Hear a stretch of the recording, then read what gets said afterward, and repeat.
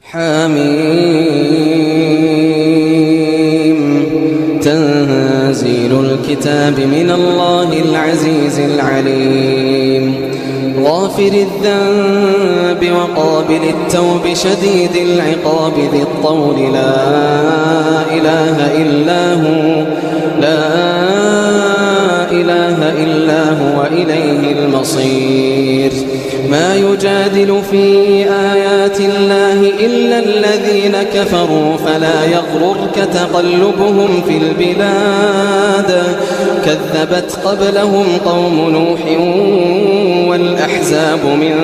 بعدهم وهمت كل أمة برسولهم ليأخذوه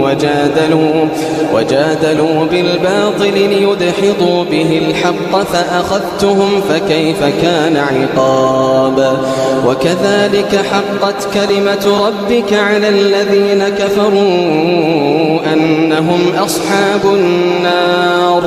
الذين يحملون العرش ومن حوله يسبحون بحمد ربهم ويؤمنون به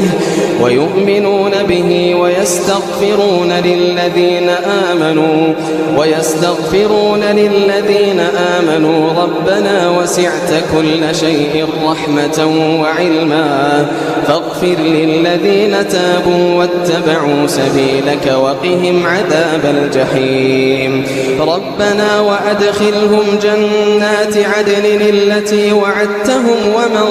صلح من آبائهم وأزواجهم وذرياتهم إنك أنت العزيز الحكيم وقهم السيئات ومن تق السيئات يومئذ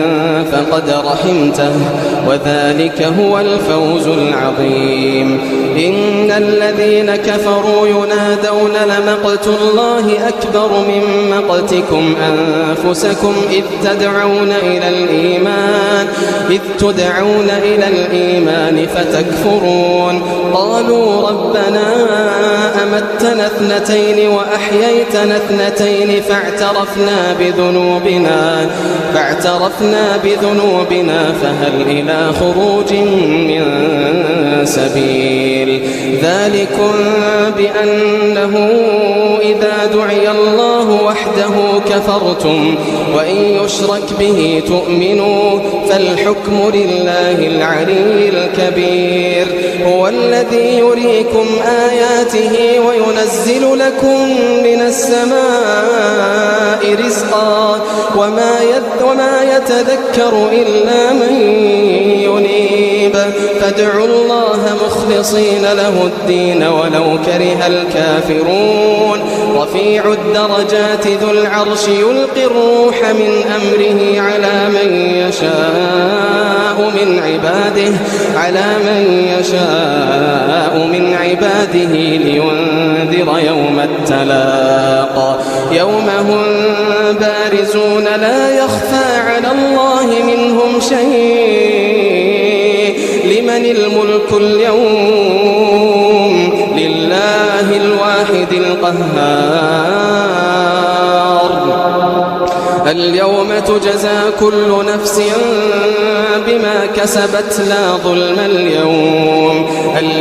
تجزى كل نفس بما كسبت لا ظلم اليوم إن الله سريع الحساب وأنذرهم يوم الآزفة إذ القلوب لدى الحناجر كاظمين ما للظالمين من حميم ولا شفيع يطاع يعلم خائنة الأعين وما تخفي الصدور والله يقضي بالحق والذين يدعون من دونه لا يقضون بشيء إن الله هو السميع البصير أولم يسيروا في الأرض فينظروا كيف كان عاقبة الذين من قبلهم أولم يسيروا في الأرض فينظروا كيف كان عاقبة الذين كانوا من قبلهم كانوا هم أشد منهم قوة وآثارا في الأرض فأخذهم الله بذنوبهم وما كان لهم من الله من واق ذلك بأنهم كانت تأتيهم رسلهم بالبينات فكفروا فأخذهم الله إنه قوي شديد العقاب ولقد أرسلنا موسى بآياتنا وسلطان مبين إلى فرعون وهامان وقارون فقالوا ساحر كذاب فلما جاءهم بالحق من عندنا قالوا اقتلوا أبناء الذين آمنوا معه واستحيوا نساءهم وما كيد الكافرين إلا في ضلال وقال فرعون ذروني أقتل موسى وليدع ربه إني أخاف أن يبدل دينكم أو أن يظهر في الأرض الفساد وقال موسى إني عذت بربي وربكم من كل متكبر لا يؤمن بيوم الحساب وقال رجل مؤمن من آل فرعون يكتم إيمانه أتقتلون رجلا أن يقول ربي الله وقد جاءكم بالبينات من ربكم وإن يك كاذبا فعليه كذبه وإن يك صادقا يصبكم بعض الذي يعدكم إن الله لا يهدي من هو مسرف كذاب يا قوم لكم الملك اليوم ظاهرين في الأرض فمن ينصرنا من بأس الله إن جاءنا قال فرعون ما أريكم إلا ما أرى وما أهديكم إلا سبيل الرشاد وقال الذي آمن يا قوم إني أخاف عليكم مثل يوم الأحزاب مثل دأب قوم نوح وعاد وثمود والذين من بعدهم وما الله يريد ظلما للعباد ويا قوم إني أخاف عليكم يوم التناد يوم تولون مدبرين ما لكم من الله من عاصم ومن يضلل الله فما له من هاد ولقد جاءكم يوسف من قبل بالبينات فما زلتم في شك مما جاءكم به حتى إذا هلك قلتم لن يبعث الله من بعده رسولا كذلك يضل الله من هو مسرف مرتاب الذين يجادلون في آيات الله بغير سلطان أتاهم كبر مقتا عند الله وعند الذين آمنوا كذلك يطبع الله على كل قلب متكبر جبار وقال فرعون يا هامان ابن لي صرحا لعلي أبلغ الأسباب أسباب السماوات فأطلع إلى إله موسى وإني لأظنه كاذبا وكذلك زين لفرعون سوء عمله وصد عن السبيل وما كيد فرعون إلا في تباب وقال الذي آمن يا قوم قوم اتبعون أهدكم سبيل الرشاد يا قوم إنما هذه الحياة الدنيا متاع وإن الآخرة هي دار القرار من عمل سيئة فلا يجزى إلا مثلها ومن عمل صالحا من ذكر أو أنثى وهو مؤمن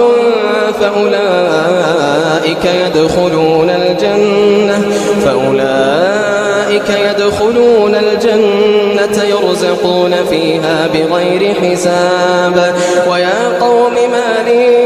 أدعوكم إلى النجاة وتدعونني إلى النار تدعونني لأكفر بالله وأشرك به ما ليس لي به علم وأنا أدعوكم إلى العزيز الغفار لا جرم أن ما تدعونني إليه ليس له دعوة في الدنيا ولا في الآخرة وأن مردنا إلى الله وأن المسرفين هم أصحاب النار فستذكرون ما أقول لكم وأفوض أمري إلى الله فستذكرون ما أقول لكم وأفوض أمري إلى الله فستذكرون ما أقول لكم وأفوض أمري إلى الله إن الله بصير بالعباد فوقاه الله سيئات ما مكروا وحاق بآل فرعون سوء العذاب النار يعرضون عليها غدوا وعشيا ويوم تقوم الساعة أدخلوا آل فرعون أشد العذاب وإذ يتحاجون في النار فقال الضعفاء للذين استكبروا إذ يتحاجون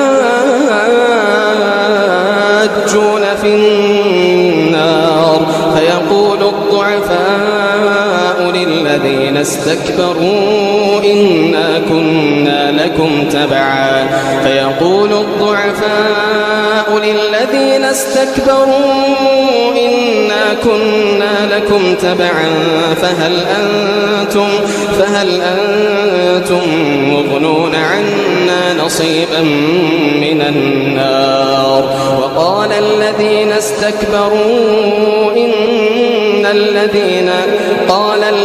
استكبروا إنا كل فيها إن الله قد حكم بين العباد وقال الذين في النار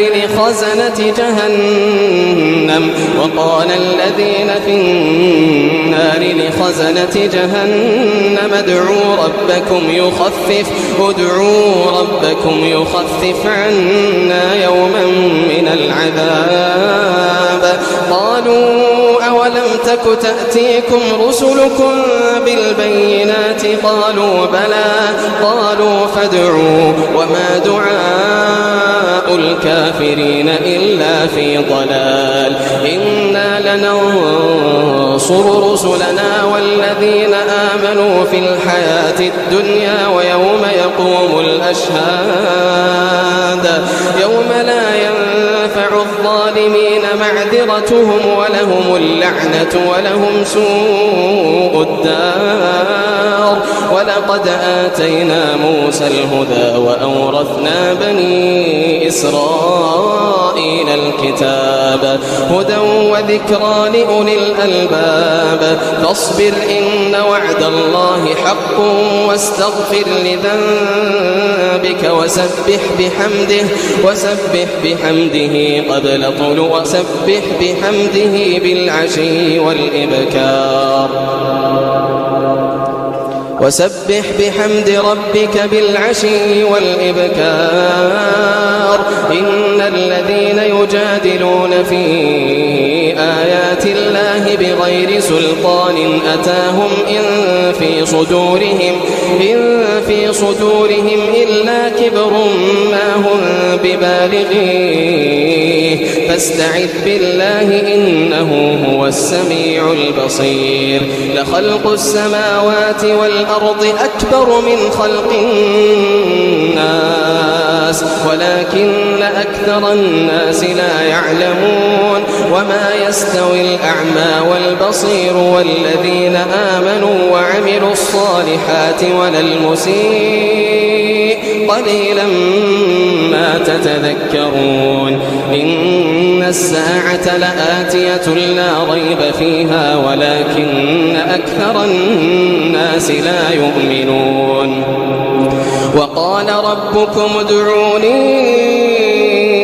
أستجب لكم إن الذين يستكبرون عن عبادتي سيدخلون جهنم داخرين الله الذي جعل لكم الليل لتسكنوا فيه والنهار مبصرا إن الله لذو فضل على الناس ولكن أكثر الناس لا يشكرون ذلكم الله ربكم خالق كل شيء لا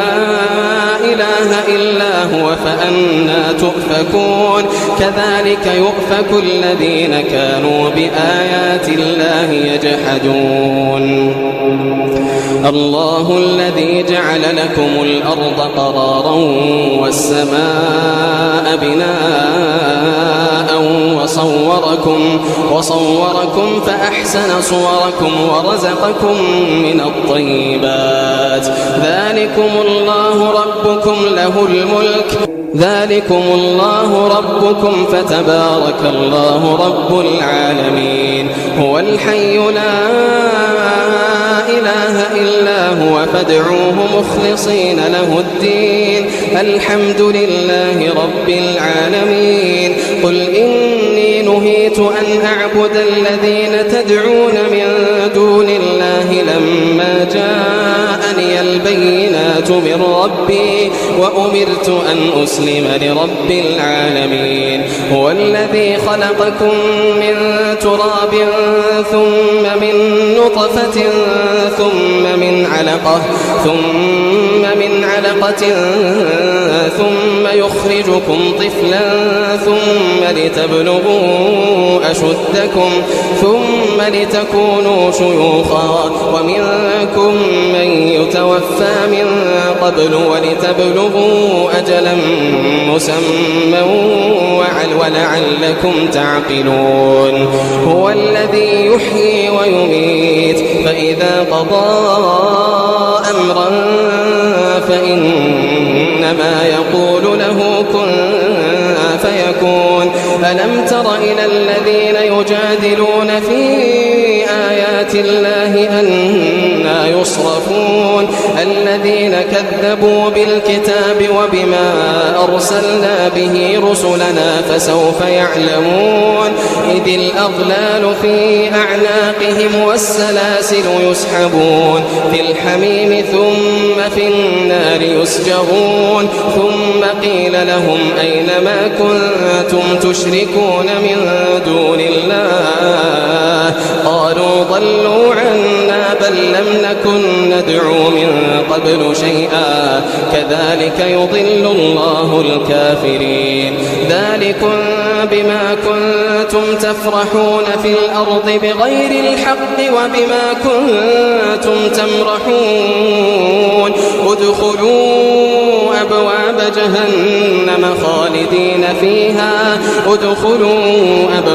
جهنم خالدين فيها فبئس مثوى الظالمين فبئس مثوى المتكبرين فاصبر إن وعد الله حق فإما نرينك بعض الذي نعدهم أو نتوفينك فإلينا يرجعون ولقد أرسلنا رسلا من قبلك منهم من قصصنا عليك ومنهم من لم نقصص عليك وما كان لرسول أن يأتي بآية إلا بإذن الله فإذا جاء أمر الله قضي بالحق وخسر هنالك المبطلون الله الذي جعل لكم الأنعام لتركبوا منها ومنها تأكلون ولكم فيها منافع ولتبلغوا عليها حاجة في صدوركم وعليها وعلى الفلك تحملون ويريكم آياته فأي آيات الله تنكرون أفلم يسيروا في الأرض فينظروا كيف كان عاقبة الذين من قبلهم كانوا أكثر منهم وأشد قوة وآثارا في الأرض فما أغنى عنهم ما كانوا يكسبون فلما جاءتهم رسلهم بالبينات فرحوا بما عندهم من العلم وحاق بهم ما كانوا به يستهزئون فلما رأوا بأسنا قالوا آمنا بالله وحده وكفرنا بما كنا به مشركين فلم يك ينفعهم إيمانهم لما رأوا بأسنا سنة الله التي قد خلت في عباده وخسر هنالك الكافرون